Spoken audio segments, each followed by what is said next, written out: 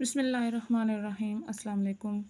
تیسرا باب سٹارٹ کریں گے ہم سیرت طیبہ صلی اللہ علیہ وآلہ وسلم، اور پہلا ہمارا ہے کہ عہد نبوی خاتم النبیین صلی اللہ علیہ وآلہ وسلم کے ماہ و سال یعنی کہ مدنی دور میں، اور پہلا ٹاپک ہے نبی کریم خاتم النبیین صلی اللہ علیہ وآلہ وسلم اور مدنی معاشرے کا استحکام۔ ریڈنگ سٹارٹ کرتے ہیں۔ سب سے پہلے ہے کہ منافق کے بارے میں بتایا گیا ہے کہ منافق کون ہوتے ہیں۔ منافق اس شخص کو کہتے ہیں جو دل میں کفر رکھتا ہو لیکن خود کو مسلمان ظاہر کرے۔ عہد نبوی میں منافقین جو تھے یہودیوں کے ساتھ مل کر اسلام کے خلاف سازشوں میں مصروف رہتے تھے۔ مدینہ منورہ میں بنو خزرج سے تعلق رکھنے والا ایک شخص عبداللہ بن ابی بہت مالدار اور اپنی قوم کا سردار تھا۔ نبی کریم خاتم النبیین صلی اللہ علیہ وآلہ وسلم کی ہجرت سے پہلے مدینہ کے تمام لوگوں نے اسے اپنا سردار بنانے کا فیصلہ کر لیا تھا۔ انہوں نے اس کے لیے تاج بھی تیار کر لیا تھا۔ وہ جلد ہی اس کی تاج پوشی کرنا چاہتے تھے۔ اس دوران جب اہل مدینہ نے اسلام قبول کر لیا اور آپ خاتم النبیین صلی اللہ علیہ وآلہ وسلم بھی ہجرت فرما کر مدینہ منورہ تشریف لے آئے تو عبداللہ بن ابی کا خواب چکنا چور ہو گیا۔ اس کی سرداری اور تاج پوشی کا وہ سلسلہ وہیں رک گیا۔ چنانچہ اس شخص نے نبی کریم خاتم النبیین صلی اللہ علیہ وآلہ وسلم کے خلاف دل میں دشمنی بٹھا لی کہ ان کی وجہ سے میری سرداری میں رکاوٹ پڑی ہے۔ یہ شخص ساری زندگی اسلام اور مسلمانوں کا دشمن رہا اور حضور خاتم النبیین صلی اللہ علیہ وآلہ وسلم کے راستے میں رکاوٹ ڈالتا رہا۔ غزوہ بدر میں مسلمانوں کی فتح کے بعد اس نے اس کے کچھ ساتھیوں نے بظاہر اسلام قبول کر لیا تھا لیکن اندر سے وہ اسلام اور رسول اللہ خاتم النبیین صلی اللہ علیہ وآلہ وسلم کے شدید دشمن تھے۔ یہی لوگ عہد نبوی کے منافق تھے۔ منافق شخص زبان سے تو اسلام لانے کا دعویٰ کرتا ہے اور کہتا ہے کہ میں مسلمان ہوں مگر دل سے اسلام کا دشمن ہوتا ہے۔ ایسے لوگ کافروں سے بھی زیادہ خطرناک ہوتے ہیں۔ قرآن مجید میں ایسے منافقین کو سخت عذاب کی خبر دی گئی ہے۔ یہودیوں کے 3 قبائل تھے۔ کون کون سے؟ کہ مدینہ منورہ میں یہودیوں کے 3 بڑے قبائل آباد تھے، بنو نذیر، بنو قینقاع اور بنو قریظہ۔ یعنی کہ جب نبی کریم خاتم النبیین صلی اللہ علیہ وآلہ وسلم مدینہ منورہ تشریف لائے تو آپ خاتم النبیین صلی اللہ علیہ وآلہ وسلم نے یہودیوں کے منفی رویے کو جاننے کے باوجود ان کے سامنے امن و سلامتی کا ایک معاہدہ میثاق مدینہ طے فرمایا تھا۔ اس معاہدے میں یہودیوں کو جان و مال کا تحفظ اور مکمل مذہبی آزادی دی گئی تھی۔ اس معاہدے کی اہم ترین شرط یہ تھی کہ مدینہ منورہ میں رہنے والے یہودی قریش مکہ اور ان کے مددگاروں کو پناہ نہیں دیں گے، مظلوم کی مدد کی جائے گی، اور اگر کسی دشمن سے جنگ ہو گئی تو یہودی بھی مسلمانوں کے ساتھ وہ جنگی اخراجات برداشت کریں گے اور ان کا دفاع کریں گے۔ مدینہ منورہ کے یہودیوں نے خوش دلی کے ساتھ اس معاہدے کی تمام شرائط کو قبول کیا اور معاہدے کی دستاویز پر دستخط کر دیے۔ اس معاہدے کے باوجود یہودی کسی نہ کسی طور پر اسلام کو نقصان پہنچانے کی کوشش کرتے رہتے تھے۔ کبھی وہ مشرکین مکہ کے ساتھ مل کر اقدام کرتے اور کبھی منافقین کے ساتھ مل کر سازشیں کرتے۔ غزوہ بدر میں مسلمانوں کی فتح کے بعد یہودیوں کے مسلمانوں کے ساتھ دشمنی اور بغض و حسد میں تیزی آ گئی۔ انہوں نے مسلمانوں کو آپس میں لڑانے کی کئی کوششیں کی مگر کامیاب نہ ہو سکے۔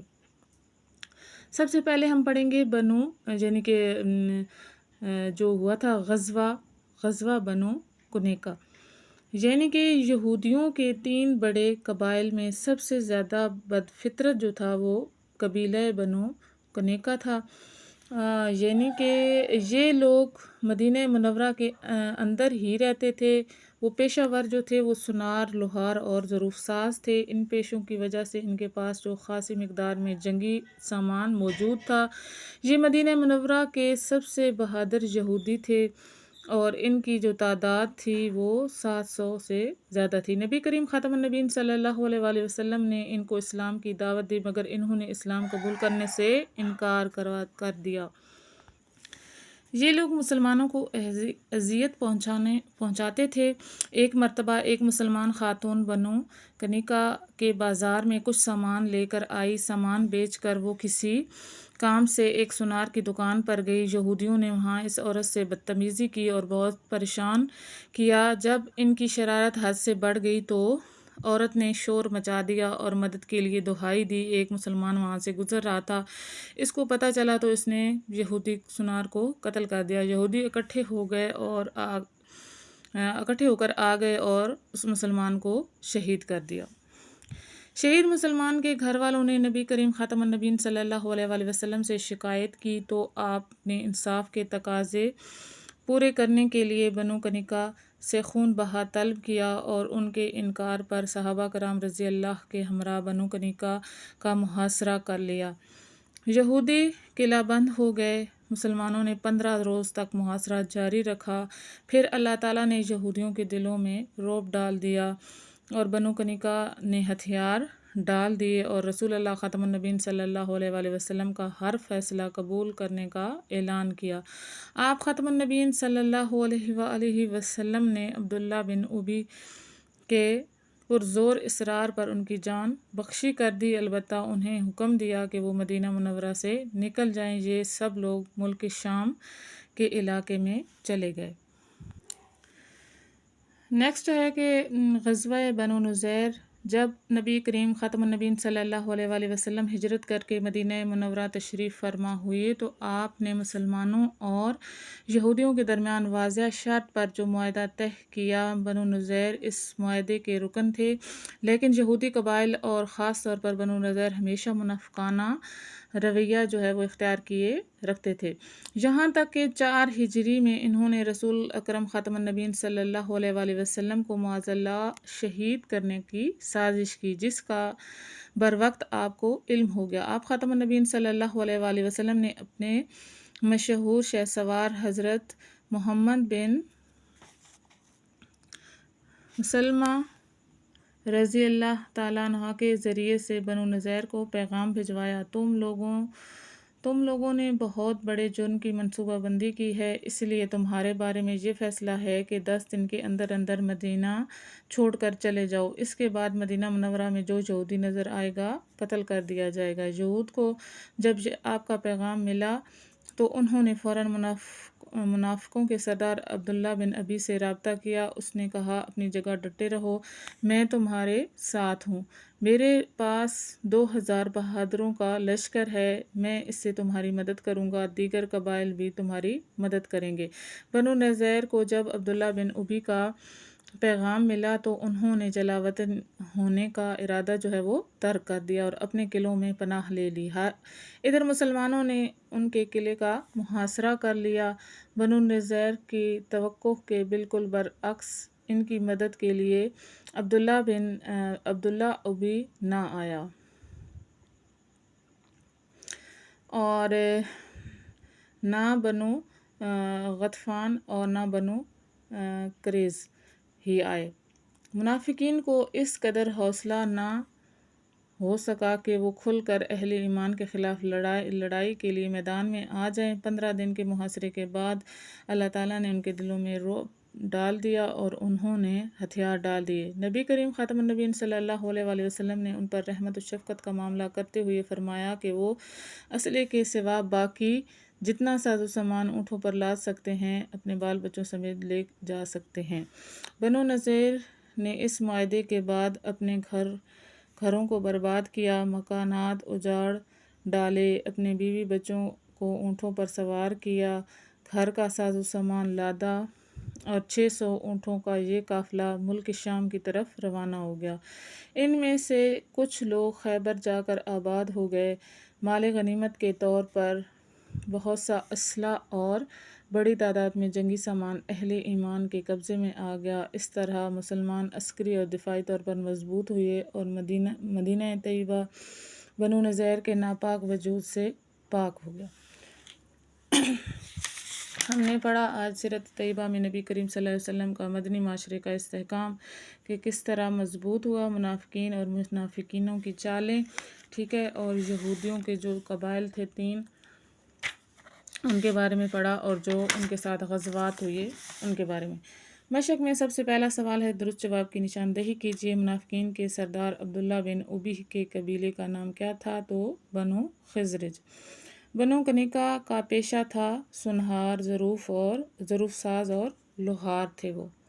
غزوہ میں شکست کے بعد بنو کنیکا کے لوگ چلے گئے، وہ شام چلے گئے تھے، اور رسول کریم خاتم النبیین صلی اللہ علیہ وآلہ وسلم کو معاذ اللہ شہید کرنے کی سازش کی بنو نذیر نے، اور بنو نذیر کے قلعے کا محاصرہ جاری رہا 15 دن۔ سوال نمبر 2 ہے، مختصر جواب دیجیے۔ سب سے پہلا سوال ہے، منافق کسے کہتے ہیں؟ پہلی لائن میں اس کا جواب ہے کہ منافق اس شخص کو کہتے ہیں جو دل میں کفر رکھتا ہو لیکن خود کو مسلمان ظاہر کرے۔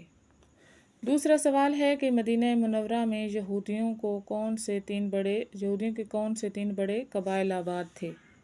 تو اس کا جواب ہے کہ مدینہ منورہ میں یہودیوں کے 3 بڑے قبائل آباد تھے، بنو نذیر، بنو کنیکا اور بنو قریظ۔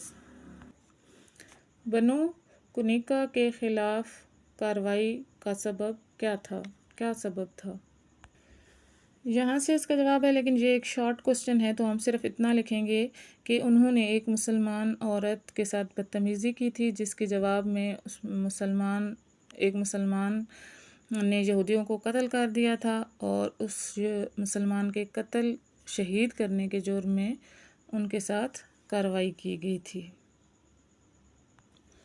بنو نذیر کے خلاف کارروائی کا سبب کیا تھا؟ تو بنو نذیر جو تھے انہوں نے معاذ اللہ رسول صلی اللہ علیہ وآلہ وسلم کی شہادت کرنے کی سازش کی تھی، جس کی وجہ سے ان کے خلاف یہ کارروائی کی گئی۔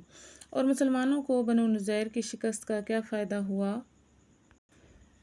ان کا فائدہ یہ تھا کہ مال غنیمت کے طور پر بہت سا اسلحہ اور بڑی تعداد میں جنگی سامان اہل ایمان کے قبضے میں آ گیا۔ اس طرح مسلمان عسکری اور دفاعی طور پر مضبوط ہوئے، اور مدینہ جو طیبہ تھا وہ بنو نذیر کے ناپاک وجود سے پاک ہو گیا۔ سوال نمبر 3 ہے، تفصیلی جواب دیجیے۔ اور پہلا سوال ہے کہ عبداللہ بن ابی اور دوسرے منافقین کے بارے میں آپ کیا جانتے ہیں؟ تو یہ پہلے صفحے پہ پیراگراف ہے، یہاں سے لے کے کہ مدینہ منورہ میں بنو خزرج سے تعلق رکھنے والا ایک شخص، یہاں سے لے کر یہاں تک جہاں پہ ختم ہو رہا ہے پیج، جہاں تک یہ پورا آپ نے لکھنا ہے، کیونکہ یہ سارا عبداللہ بن ابی کے بارے میں لکھا گیا ہے۔ غزوہ بنو کنیکا کو اپنے الفاظ میں بیان کریں۔ تو یہاں پہ یہ سارا غزوہ بیان کیا گیا ہے، تو یہ پورا آپ نے اس کے آنسر میں لکھنا ہے۔ آج کا ہمارا ٹاپک، آج کا سبق جو ہم نے آج تیسرا باب سٹارٹ کیا تھا، پہلا ٹاپک نبی کریم خاتم النبیین صلی اللہ علیہ وآلہ وسلم اور مدنی معاشرے کا استحکام جو ہے ہم نے مکمل کر لیا ہے۔ ویڈیو پسند آئی ہو تو لائک کریں اور سبسکرائب کریں۔